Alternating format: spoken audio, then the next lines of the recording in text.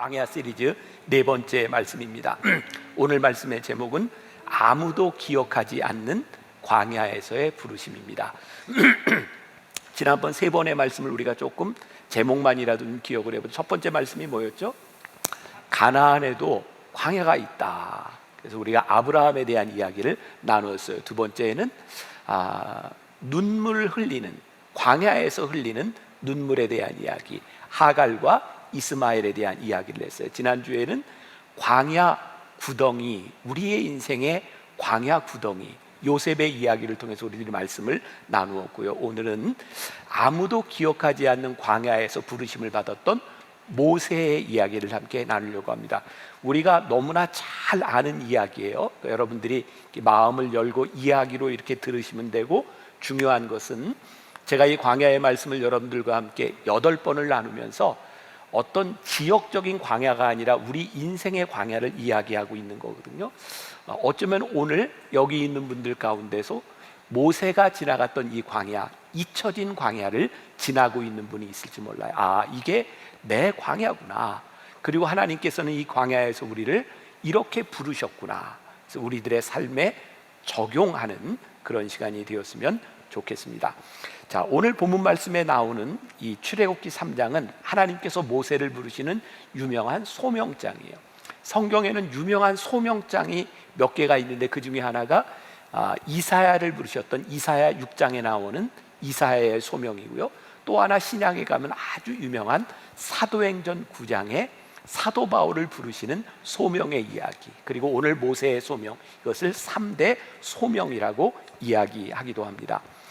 오늘 말씀을 여러분들이 조금 더 잘 이해하고 싶다면 출애굽기 1장, 2장, 3장, 4장을 보시면 돼요. 출애굽기 1장은 그 모세가 태어날 당시의 그 애굽의 상황을 이야기해 주고 있습니다.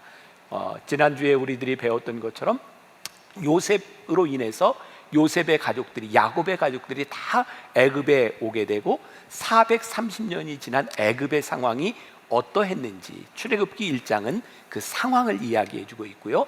출애굽기 2장은 모세가 태어날 때의 그 상황을 이야기해 주고 있고, 3장은 바로 부르심에 대한 이야기를 해주고 있죠. 자, 출애굽기 2장 2절을 봅니다. 이런 말씀이 있어요. 그가 누구냐면 모세예요. 모세가 잘생긴 것을 보고 석 달 동안 그를 숨겼으나, 자, 무슨 말인지 아시겠죠? 모세가 태어날 때 어떤 일이 있었어요? 애굽의 사람들이, 이스라엘 사람들이 하도 번성하고 힘이 있는 것을 보면서 두려움을 가지고 그 당시에 태어나는 남자들은 다 죽여라, 애굽의 바로가 이렇게 명령을 했던 때죠. 자, 그런데 모세가 그때 태어났어요. 그가 잘생긴 것을 보고 태어날 때 산파가 와서 남자아이면 죽여야 되는데 잘생긴 것을 보고 석 달 동안 숨겼다라고 되어 있습니다. 자, 그런데 이 일이 얼마나 가능하지 않은가? 왜냐하면 아이를 가지면 배가 불러오고 모든 사람들이 다 압니다. 그런데 그 아이가 태어났는데 애굽의 왕 바로가 명령을 했는데 그 아이를 3달 동안 숨긴다? 이거는 논리적으로 잘 성립이 안 되는 부분입니다. 자, 출애굽기 1장 15절과 16절에 보니까 당시의 상황이 이렇게 되어 있어요. 애굽 왕이 히브리 산파 시브라라 하는 사람과 부하라 하는 사람에게 말하여 이르되, 너희는 히브리 여인을 위하여 해산을 도울 때에 그 자리를 살펴서 아들이거든 그를 죽이고 딸이거든 살려두라. 이렇게 애굽 왕 바로가 이렇게 명령을 한 상태에서 그 아이가 잘생겼기 때문에 석 달을 숨겨줬다? 이거 조금 성립하기 어려운 부분입니다. 자, 지금 잘 따라오고 계신 거죠? 재밌죠? 재밌는 얘기예요. 네. 자, 모세를 석 달 동안 숨겨주었던 이유를 아까 그 출애굽기 2장 2절에서 뭐라고 얘기했냐면 잘생겨서 숨겼다는 거예요. 여기 잘생겼다라고 하는 말은 히브리어의 토브라는 말입니다. 이런 단어는 아셔도 괜찮아요. 많이 쓰이는 말입니다. 토브라는 말은 good, 좋다, beautiful, 아름답다, 이런 의미를 가지고 있어요. 자, 잘생겨서 이 아이를 3달 동안 숨겨줬다. 그런데 사실은 이 말보다 어떤 말이 더 개연성이 있냐면, 모세가 태어났을 때 그는 정상적으로 태어난 것이 아니라 3달 일찍 태어났는데, 그 당시에 3달 일찍 태어난다는 것은 살 수 없다는 얘기입니다. 요즘과 같은 의학이 발달할 때가 아니에요. 요즘은 우리나라에도 얼마 전에 기사에 보니까 200 몇 g짜리 아이가 태어나서 산 이야기가 있어요. 이건 현대 의학에 관한 이야기고, 그 당시에 3달 일찍 태어났다, 이건 못 살 확률이 많은 겁니다. 근데 3달 일찍 태어난 아이를 보니까 잘생겨서라고 하는 말은, 잘생겼다고 하는 말보다는 이 아이가 건강해서 숨겨줄 수 있었다, 이 말이 훨씬 더 개연성이 있는 말입니다. 랍비들의 전승에 의하면, 랍비들이 전해오는 이야기예요.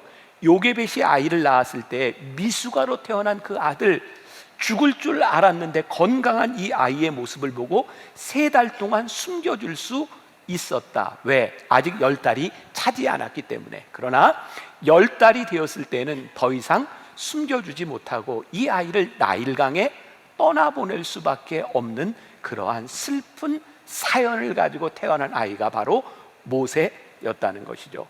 자, 출애굽기 2장 5절부터 6절까지 이제 나일강에 떠나보낸 이 아이의 이야기. 5절과 6절, 바로의 딸이 목욕하러 나일강으로 내려오고 시녀들은 나일강가를 거닐 때에 그가 갈대 사이에 상자를 보고 시녀를 보내어 가져다가, 6절이 굉장히 중요합니다.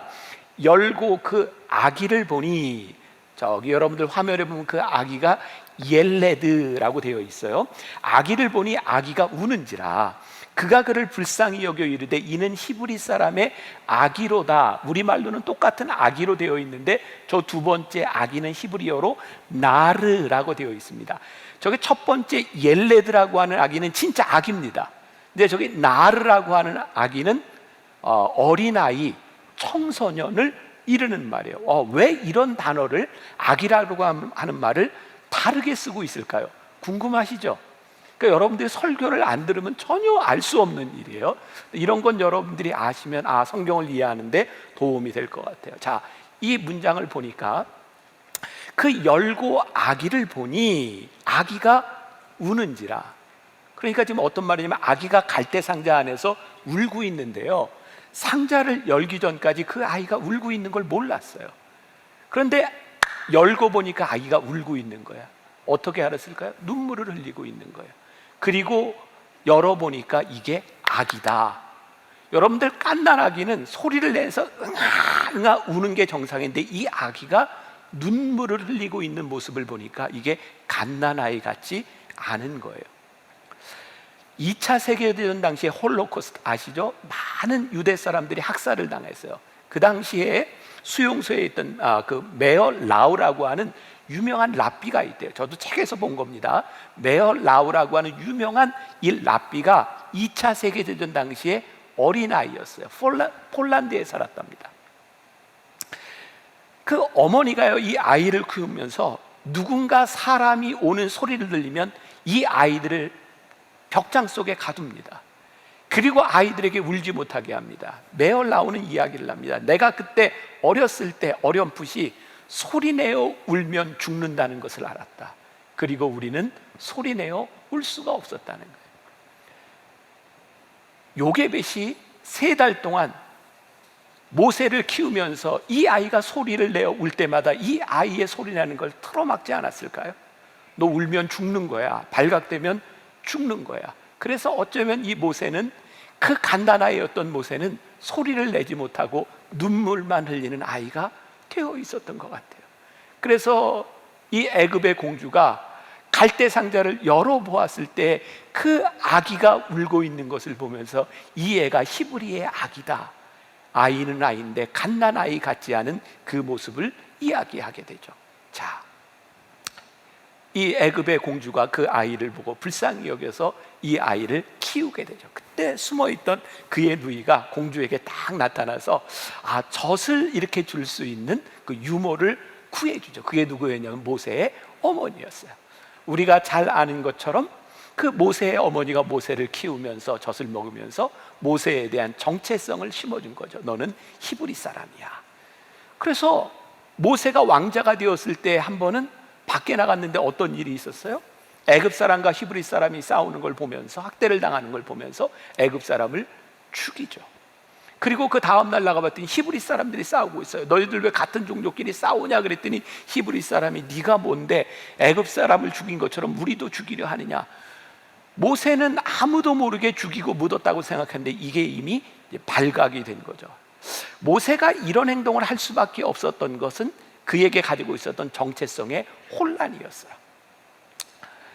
왕자로 자라고 있지만 그의 정체성은 히브리 사람이라고 하는 거. 자, 출애굽기 2장 15절에 보니까 바로가 이 일을 듣고 모세를 죽이고자 하여 찾는지라. 모세가 바로의 낯을 피하여 미디안 땅에 머물며 하루는 우물 곁에 앉았더라. 서론이 지금 굉장히 길어요.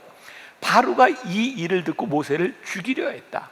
이게 성경에 잘 나와 있지 않지만 이게 정치적인 역학관계 속에서 여러분, 왕자가 사람을 하나 죽였기로서니 그렇게 죽어야 될 만큼 그 당시에 그런 생각을 하고 있었을까? 그런데 모세가 이런 죄를 지었다는 것으로 인해서 모세는 이 애굽 왕국에서 제거되어야 될 사람이었다. 그러니까 어떤 정치적인 역학관계가 있었던 것 같아요.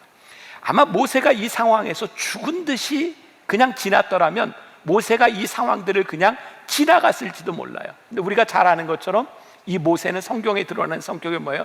다혈질이에요. 비저널이에요. 이게 도대체 자기 속에 있는 열정들을 숨길 수 없는 사람이에요. 모세는 결국 도망자가 됩니다. 자, 애굽 왕궁에서 모세가 도망한 곳이 어디라고요? 미디안이라고요. 그런데 오늘 굉장히 중요한 게 우리들 머릿속에 그냥 생각하고 있는 애굽에서 미디안이라고 하는 그냥 지명을 아는 것이 아니라 진짜 이것이 어떤 정도였는지 한번 우리들이 볼 필요가 있어요. 지도를 한번 보여주세요. 자, 저기 나일 삼각주가 보이죠? 라암셋, 고센 땅, 이스라엘 백성들이 430년을 살았던 저 땅, 나일 삼각주가 있고, 저기에서부터 미디안 찾으셨어요? 오른쪽으로 쭉 대각선 방향으로 내려오면 저기 미디안이 있네요. 아카바만이 있고, 자, 미디안 바로 왼쪽 안에 시내반도가 있고 시내산이 있고 수르강야, 바란강야 보이시는 거죠? 네, 저기는 뭐냐면 이스라엘 백성들이 40년 동안 지났던 광야, 거기를 지나서 미디안 땅에까지 피신을 와 있는 곳이에요. 얼마나 먼 곳으로 도망을 왔는지 모르고요. 40년을 지나는 동안 저는 딱 요 말이 맞을 것 같아요. 잊혀진 세월, 잊혀진 사람. 40년 동안 모세는 이제 누구도 기억하지 않는 잊혀진 세월 가운데 잊혀진 사람이 되었던 거죠. 자, 그럼 이 모세가 미디안 땅에서 어떤 일을 하고 있었죠? 양을 치는 일을 하고 있었어요. 자, 여기서 우리들이 구별해야 될 것이 있어요. 성경은 모세가 양을 치고 있었던 그 양을 치는 일이 하찮다라고 말하지 않습니다. 근데 중요한 것은 모세가 태어나서 40년 동안 받았던, 왕궁에서 받았던 그의 삶의 훈련, 그가 배웠던 것과 양을 치는 일은 별로 연관성이 없는 일입니다. 그렇게 따져보면 40년 궁중에서 살았던 모세의 삶이 40년 미디안 광야에서 완전히 부정되는 거죠. 자, 여기 우리들이 지금 적용할 포인트가 있는 거죠. 우리들이 참 인생을 살면서 힘든 게 뭐냐면 내가 꿈꾸고 내가 배우고 내가 인생에 최선을 걸었던 내 인생의 그 중요한 일들이 지금 전혀 쓸모없는 것처럼 느껴지는 거죠. 내가 여기 있을 사람이 아니야. 내가 이렇게 하찮은 존재여야 돼? 여기에 있는 건 내 인생을, 내 존재를 부정하는 일이야. 그 시간이 얼마나 힘든 시간이었을까요? 이 모세에게 붙어서는 몇 주 전부터 계속 그런 이야기를 합니다. 모세가요, 왕궁의 왕자로 있을 때 그는 썸바디였어요. 썸바디, 무언가 될 수 있는 가능성이 있는 사람이었다고요. 그런데 그가 40년 미디안 양을 치는 사람으로 있었던 그 시간은 노바디, 그는 존재의 가치를 상실한 사람들이었어요. 혹시 오늘 예배를 드리는, 말씀을 듣는 여러분들 가운데 내 인생은 지금 여기에 있을 인생이 아니야, 여기에 있는 인생은 내 삶을 부정하는 일이야 라고 느껴지는 삶이 있다면 바로 아무도 기억하지 않는 광야에 우리가 있는 시간일 수 있어요. 저도 말씀을 이렇게 준비하며 보니까 내 인생에 이런 시간은 언제였을까 보니까 저도 제일 힘들었던 때가 언제였냐면 육체적으로 힘든 때가 아니었어요. 제가 유학 생활을 5년 했거든요. 이런 얘기하면 좀 기분 나쁘다고 생각할 사람이 있을지 모르지만 공부하는 게 제일 쉽고 편한 일이잖아요, 그죠? 어우 재수 없어 막 이런 얘기 있어요. 근데 지금 생각해 보면 유학 시절 5년이 뭐 돈 없고 뭐 이랬어도 그냥 공부만 하면 되는 시간이었던 것 같아요. 근데 그렇게 공부하고 주말 되면 아이들하고 시간도 지낼 수 있었고 했는데 저를 정말 못 견디게 한 것이 있어요. 뭐냐면 5년 동안 저는 목사가 돼서 유학을 갔는데 딱 유학을 가보니까 어디도 나에게 설교를 시켜주는 곳이 없는 거예요. 제가 은혜를 받고 말씀을 보면서 야, 나는 목사로서 부르심을 받았다고 하는 뜨거운 마음을 가지고 제가 목회에 대한 준비를 하려고 미국에 갔는데 어떤 교회에서도 나에게 설교를 시켜주지 않는 거예요. 그리고 모르겠어요, 저는 그때 제 아내가 하는 이야기예요. 제가 은혜를 받고 20대 후반부터 설교할 때면 제 아내가 제 설교를 할 때 가슴이 뜨거웠대요. 야, 아내가 남편 설교 듣고 가슴이 뜨거울 정도면 괜찮은 목사 아니었습니까? 인정해 주세요. 네. 괜찮은 목사였어요. 그런데 그 뜨거운 가슴을 가지고 있던 제가 미국에 딱 가니까 아무도 나에게 설교를 시켜주지 않는 거예요. 그게 저에게 참 힘들었어요. 그러면서 말씀을 준비하면서 또 저에게 드는 생각이 그렇구나. 은퇴를 하신 목사님들이 진짜 힘들어하는 게 매주 강단에서 설교를 하다가 이 강단에서 내려오고 강단에서 내려오면서 아무도 나를 기억해 주지 않는다는 그 시간들이 은퇴 자체가 힘든 것이 아니라 잊혀지는 게 참 힘든 것이구나. 목회자에게만 이런 것이 아니라 오늘 여러분들의 인생을 살고 있는 우리의 긴 인생의 여정 가운데서 아무도 나를 인정해 주지 않는 그 광야의 시간들이 우리들에게 있는 것이고, 어쩌면 오늘 말씀을 듣는 여러분들 가운데 지금 그 시간을 지나고 있는 사람이 있을지 모르겠다는 거예요.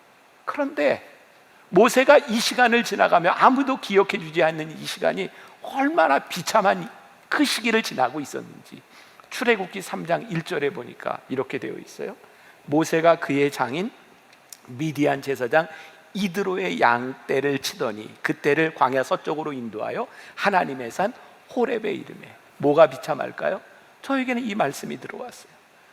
40년 동안 미디안에 와서 양을 치고 있는 그의 생애가 부정당하는 것도 참 불쌍한데 40년 동안 양을 쳤는데 그 양이 누구의 양이에요? 모세의 양이 아니에요. 자기 장인의 양을 하인처럼 그 양을 치고 있는 거예요. 내 삶이 부정당한 삶 가운데서 40년의 삶에 내가 얻은 것이 하나도 없는 가장 비참한 인생을 살고 있었던 때가 바로 모세가 하나님께 부르심을 받았던 때예요. 자, 적용해 볼까요?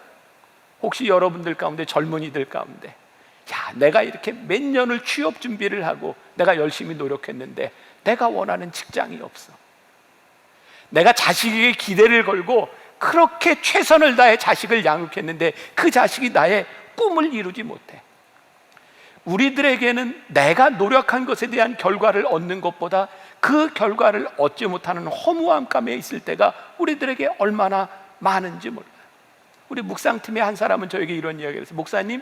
목사님이 이야기하고 있는 취준생, 학업, 자녀에 대한 이야기 너무 이렇게 세상적인 것 같아요. 사실 우리들에게 더 큰 문제는 존재론적인 비참함인 것 같아요.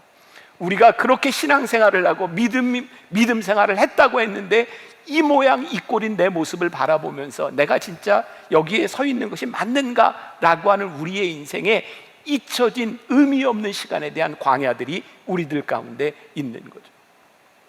그런데 하나님께서 40년 지난 잊혀진 세월, 잊혀진 사람이었던 모세를 하나님이 부르시는 거예요.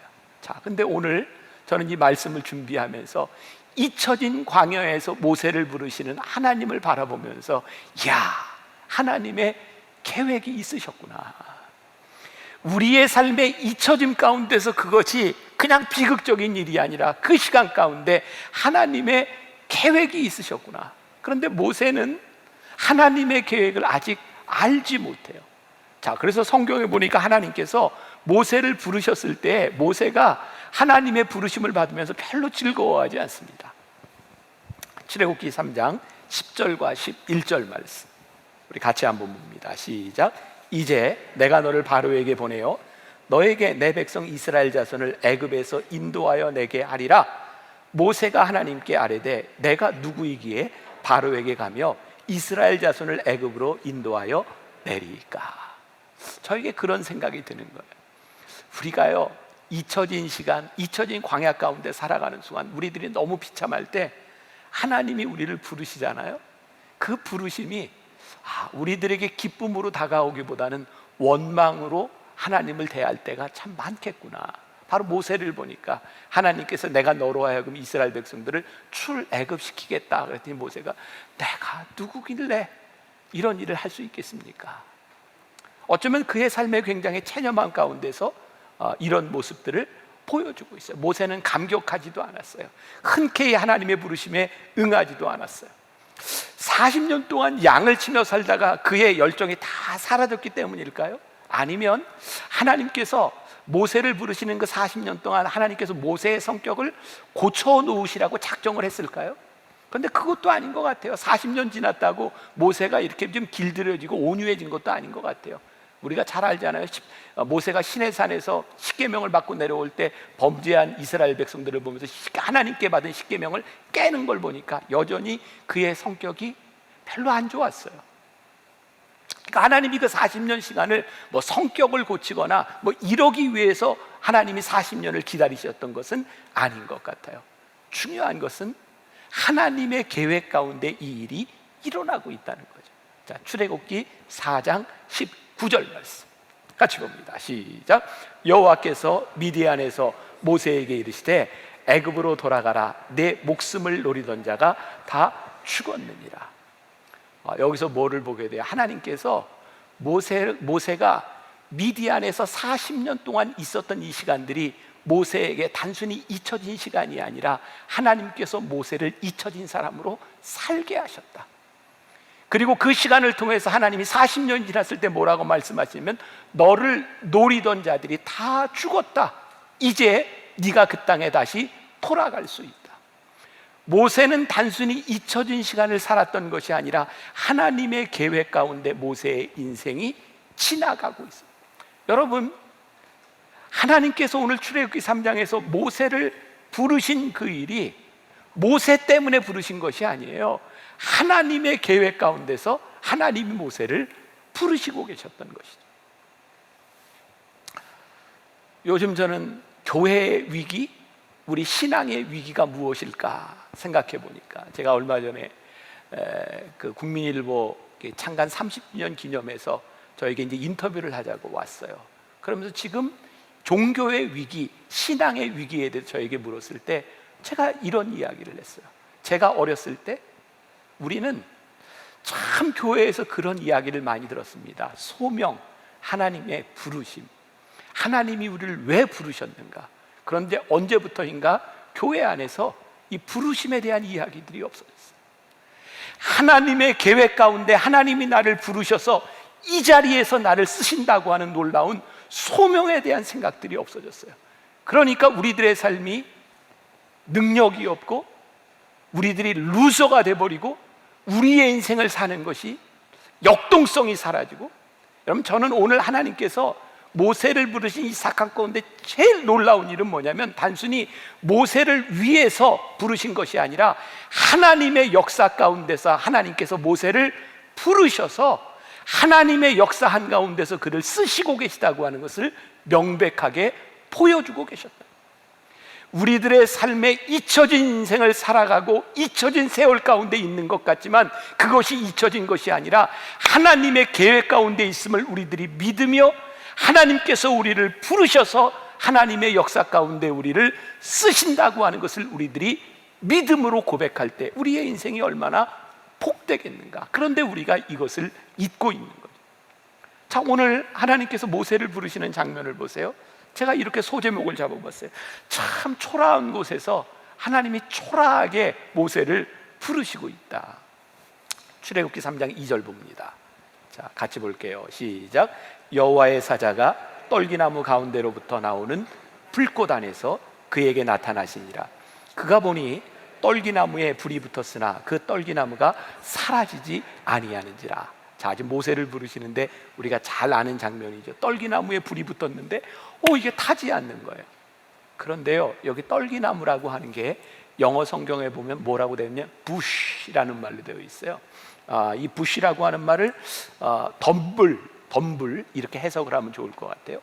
제가 우리 교인들과 함께 성지순례 가서 바로 시내산에 모세가 불리움을 받았다라고 하는 산 꼭대기에 올라가서 보니까 전부 돌산인데요, 주변에 부시, 덤불들이 있어요. 여러분, 이 덤불들은 키가 자라야 1m 안쪽으로 자라는 나무입니다.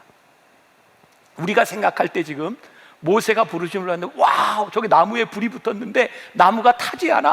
와, 그 불 앞에서 모세가 이렇게 하나님 이렇게 부르심을 받았다고 생각하는데, 가만히 생각해 보니까 1m도 자라지 않는 나무 덤불, 그 가운데 불이 붙었는데 불이 타지 않아. 거기서 하나님이 모세를 부르시고 계신 거예요. 우리들 생각에는 우리나라로 이렇게 한다면 산에 갔는데 아름드리 소나무에 불이 확 붙었는데 타지 않아. 그냥 큰 나무 앞에서 하나님 나를 부르십니까? 이런 장면이 연상이 되는데, 하나님이 모세를 부르시는 게 그런 장면이 아니에요. 아주 초라하게 양을 치는 그 가운데 덤불이 하나 있는데, 그 덤불 가운데 타지 않는 덤불, 거기에서 하나님이 모세를 부르시고 계신 거예요. 모세의 초라함, 하나님이 부르시는 이 초라함, 이것은 어떤 의미일까? 우리는 늘 그런 꿈을 꾸는 것 같아요. 하나님이 나를 부르실 때 남들이 그냥 다 알아먹게 나를 부르시는 걸, 하나님 좀 멋지게 좀 나를 불러주세요. 근데 하나님이 우리를 부르시는 그 장면들을 보면 우리들의 삶의 한가운데, 우리들의 삶 깊숙이 하나님이 인격적으로 1대1로 우리를 부르시는 것을 보게 돼요. 우리가 유명하게 이야기하는 이 사도 바울의 부르심도 보면, 그가 말을 타고 예수 믿는 사람들을 잡아 죽이려고 하던 다메섹 도상에서 하나님이 그냥 그를 부르세요. 여러분, 이 인류 역사 가운데, 크리스찬 역사 가운데 가장 위대한 회심 중에 하나라고 불리우는 어거스틴의 회심. 어거스틴이요, 고민하며 정원을 걷고 있을 때 음성을 들어요. 들어가서 성경을 읽어라, 성경을 읽어라. 그리고 그가 서재에 펼쳐진 그의 성경을 볼 때 거기에서 어거스틴은 회심의 체험을 해요. 종교개혁자 말틴 루터가 회심했던 곳이 어딘지 아세요? 비텐베르그의 한 탑, 우리가 그걸 탑 체험이라고 이야기하는데, 거기에서 말씀을 연구하고 있을 때 거기에서 자기를 부르시는 하나님의 음성을 들어요. 조용히. 감리교의 창시자인 요한 웨슬레가 은혜를 받고 체험을 했던 장소가 어디냐면, 제가 그 올더 스케이시라고 하는 것을 가봤거든요. 좁은 골목길을 걷고 있다가 그 오른편에 한 건물에서 들려오는 바로 말틴 루터의 로마서 주석 서문을 읽는 그 소리를 듣다가 요한 웨슬레가 거기서 회심해요. 우리나라 1907년 대부흥운동이 일어났던 그 부흥운동의 시발점이 되었던 것은 어디냐면 1904년 영국 웨일즈에서 일어났던 부흥운동입니다. 거기에 이반 로버츠라고 하는 한 어린아이가, 청년이 17명의 사람들과 함께 예배를 드리다가 거기서 성령이 임하죠. 그리고 웨일즈에 순식간에 10만 명이 넘는 사람들이 회심을 하고 그 부흥의 불꽃이 평양 대부흥까지 일어나게 돼요. 인류 역사에 일어났던 놀라운 부흥운동과 하나님이 부르셨던 일들을 보면 우리들은 부흥의 위대한 것을 바라보지만, 사실은 그들의 삶에 초라하게 인격적으로 가장 깊숙이 찾아오셔서 만남을 가지셨던 하나님의 역사들을 우리들이 보게 돼요.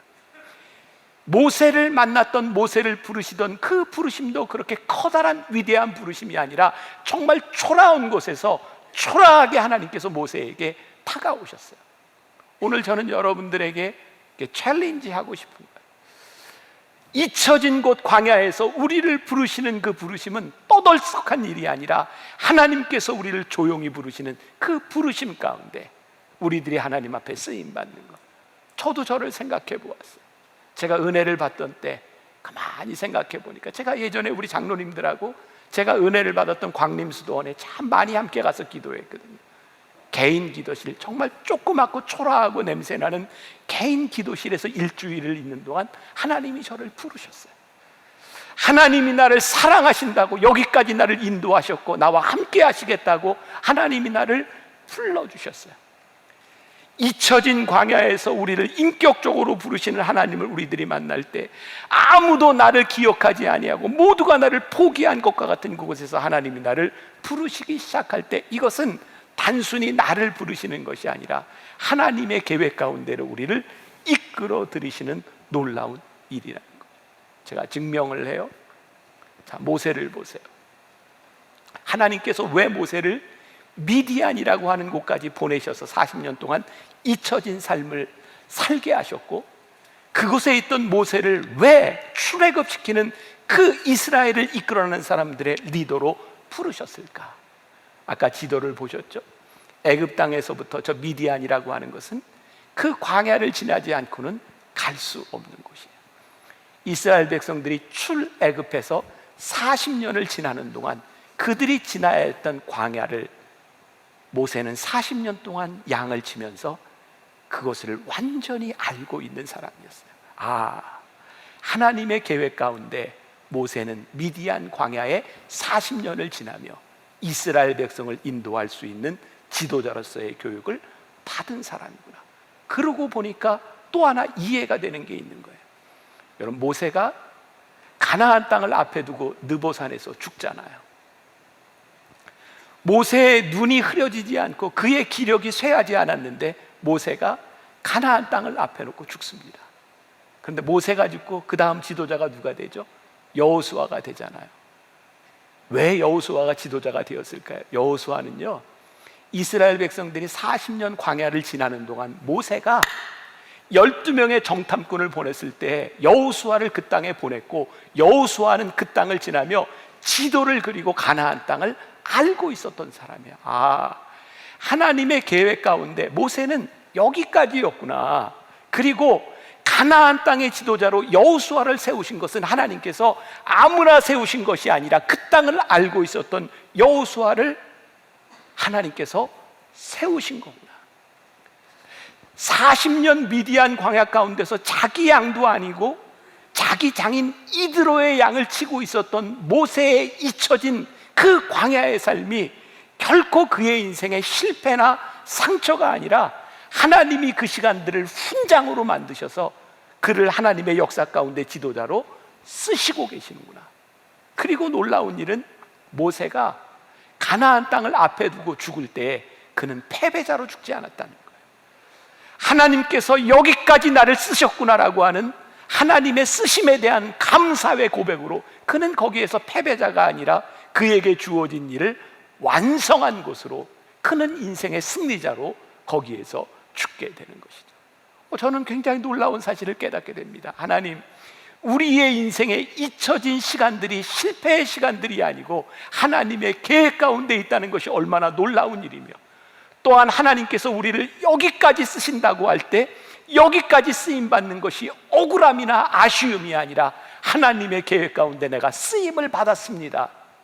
아직 눈이 흐려지지 않고 기력이 쇠하지 않은 그곳에서 가나안 땅을 바라보며 죽을 수 있는 모세의 담대함이 여기에 있구나. 하나님께서는 잊혀진 사람 모세의 신을 벗기셔서 리더로 세우시죠. 자, 출애굽기 3장 5절 말씀. 하나님이 이르시되 이리로 가까이 오지 말라. 내가 선 곳은 거룩한 땅이니 내 발에서 신을 벗으라. 자, 이 말씀을 묵상하면서도 가만히 보세요. 하나님께서 내 발에서 신을 벗으라 이렇게 말씀하세요. 굳이 이렇게 표현을 안 해도 될 것 같은데, 이곳은 거룩한 곳이니 신을 벗어 이래도 될 것 같은데 내 발에서 내 신을 벗으라 말씀하세요. 말씀을 묵상하다 그런 생각이 들었어요. 하나님께서 오늘 우리를 부르실 때 이 신을 벗으라고 하는 이 말씀 가운데 굉장히 직접적으로 우리들에게 오셔 내 신을 벗으라고 말씀하시는구나. 자, 신은 뭐예요? 제가 시내산에 가보았을 때 딱 느꼈던 게 이 돌산에서 양을 친다고 하는 게 어떤 의미일까? 그리고 모세가 신을 신고 신을 벗는다고 하는 것이 어떤 의미일까? 여러분, 그 돌산에서 신을 벗는다고 하는 것은 걸을 수 없다는 거예요. 하나님께서요, 왜 그의 신을 벗기셨을까요? 그 거룩한 곳에서 그의 신을 벗기신 이후 이제 내가 너를 인도에 가겠다는 말씀이죠. 제가 참 좋아하는 책이 하나 있어요. 오래전에 보았던 책인데 미국에서 이제는 은퇴하신 분인데 최효선 목사님이라고, 그분이 시속 3마일의 하나님이라는 책을 썼어요. 그 책에 그 시속 3마일의 하나님이라는 섹션이 나오는데요, 그게 어떤 내용이냐면 하나님께서 이스라엘 백성을 출애굽시키셔서 광야 40년을 지나는 동안 하나님이 시속 3마일로 걸으셨다는 거예요. 시속 3마일이면 4.8km입니다. 성인이 1시간에 걷는 거리예요. 하나님께서 이스라엘 백성 40년 광야를 지나는 동안 우리의 속도에 맞춰서 구름 기둥과 불 기둥으로 우리를 인도하셨다는 거예요. 제가 광야를 걸어봤어요. 정말 그 광야의 그 사막의 모래가 굉장히 부드럽습니다. 그런데 그 부드러운 그 사막을요, 신을 벗고는 못 걷습니다. 신발을 벗고 맨발로 광야를 디디면요, 모래가 이 발가락 사이로 모래가 올라오면서 걸을 수가 없어요. 광야는 신을 신고 걸어야 되는 것이 광야입니다. 하나님께서요, 모세를 부르실 때, 이스라엘 백성을 출애굽시키기로 결심하셨을 때 하나님께서 모세가 신고 있던 발을 거룩하신 하나님 앞에서 벗게 만듭니다. 이제는 너의 신으로 걷는 것이 아니라 내가 너와 동행하겠고 내가 너를 인도하겠다고 하나님께서 말씀하십니다. 자, 오늘 여러분들에게 이렇게 도전하고 여러분들이 품고 가야 될 말씀, 하나님, 제가 잊혀진 광야를 지나가고 있습니다. 아무도 기억하지 않는 곳에서 제가 참 슬픈 시간들을 지나가고 있습니다. 하나님께서 오늘 우리들에게 말씀하시는 거예요. 미디안 40년 잊혀진 곳을 살고 있었던 미디안 땅에 있었던 모세를 부르신 하나님께서 우리를 부르심은 하나님의 계획 가운데서 우리를 쓰시고자 하시니요, 하나님이 우리를 부르실 때 우리를 감싸고 있었던 우리의 생각들과 우리의 모든 것들을 다 내려놓으라고 말씀하세요. 그리고 내가 너와 동행하겠다고 말씀하세요. 이제부터 우리가 걸어가는 인생이 얼마나 의미 있고 지금까지 잊혀졌다고 생각했던 우리의 모든 상처들을 훈장으로 만드셔서 하나님의 계획 가운데 우리를 쓰실 하나님을 기대하며 이 잊혀진 광야를 믿음을 붙들고 벗어날 수 있기를, 하나님의 인도하심 가운데 설 수 있기를 주님의 이름으로 간절히 축원합니다.